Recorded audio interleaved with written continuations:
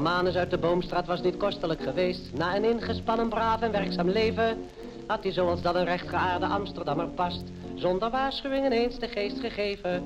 Deze slag trof de familie als een bliksem in de straal, want ze zeiden ome Manus had geheim en kapitaal en het aantal zijner nazaten was vrij fenomenaal. Dat bestond uit een kolonie nichten en neven.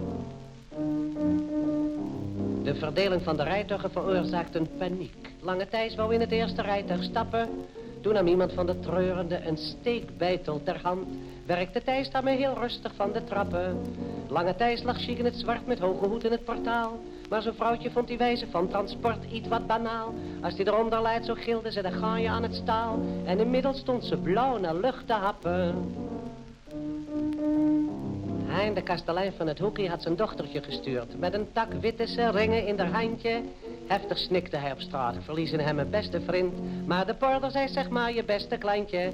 Zonder dat daardoor de plechtigheid in het minste werd gestoord, heeft toen Hein zijn zakmes in des porders onderlijf geboord. Slechts een dagje constateerde dat er iemand werd vermoord, maar die opmerking bezorgde haar een standje. Alle hoeden gingen af, de mensen keken naar de kist met zijn zilveren beugels als een wereldwonder.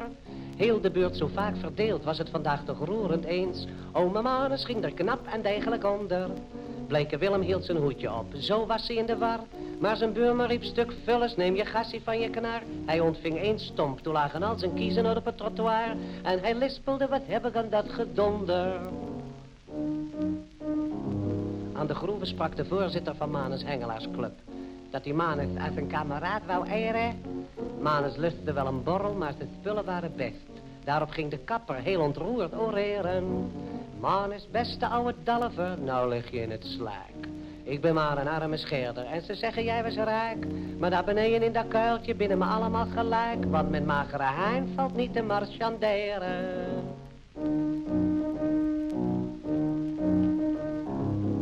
Toen het stil werd op het graf, kwam zacht een dor figuurtje aan, die de tranen uit de oude ogen sprongen.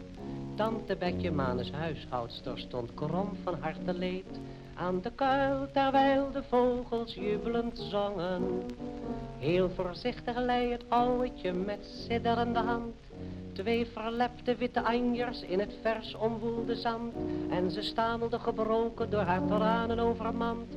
Rust maar zacht voor Manus, goeie ouwe jongen.